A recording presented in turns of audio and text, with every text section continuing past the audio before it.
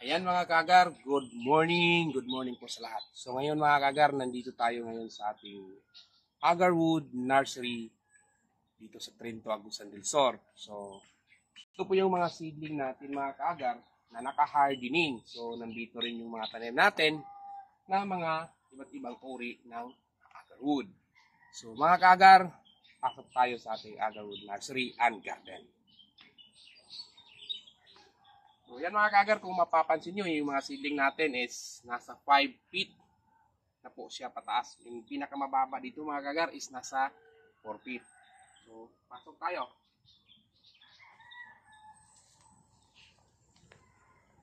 So mga kaagar, ang seedling natin ay ready to plant na po, no? So ito yung tinatawag natin na hardening preparation. Para yung seedling natin mga kaagar, pag itanim natin sa farm, ay handa na po siya. Hindi na po siya madaling mamatay dahil naka-adapt na po siya sa klima at matataas na po lahat ng mga seedling.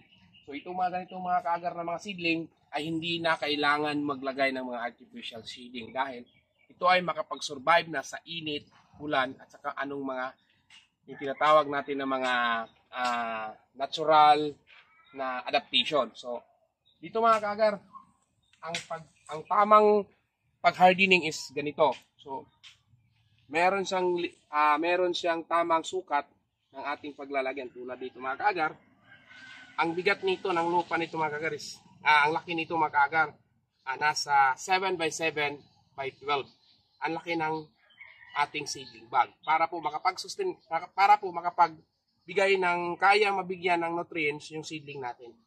So yung seedling natin mga kaagar na ganito nakataas, ito ay 1 year simula buto, no? Ito ay hindi nakaranas ng stress. O kaya makikita yung mga seedling natin ay napakaganda. Pag itanim to ay tuloy-tuloy. So meron tayong mga seedling dito mga kaagar at bagong tanim na marami ng bunga. Check natin.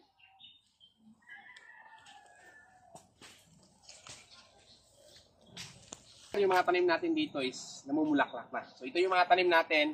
Ayan. So yung iba mataas na, oh. Bago lang yung tanim. So, meron tayong ipapakita sa mabilis.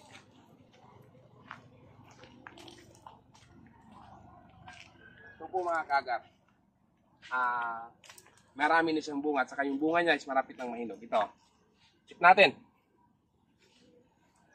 Ayan mga kaagar. Ayan yung bunga niya. Oh, so, isa, dalawa, tatlo, and so ganito kalaki mga kaagar, nakapag-produce na siya ng bunga. So, bawat bunga, meron siyang 80% na dalawa yung buto, meron ding bunga na isa lang yung buto. Kaya, pag yung isang puno ninyo mamunga ng marami rin tayo makuha na buto dahil magta-times 2 siya. So, sa mga gustong magtanim, sa mga gustong magplantation, tawagan nyo na kami mga kaagar dahil nandito kami para gabayan po ang lahat ng mga Agarwood farmers. Saka, kailangan natin yung tamang proseso. God bless ho sa lahat ng mga kaagar. Plant Agarwood. Plant more trees for the future and for the next generation. God bless ho.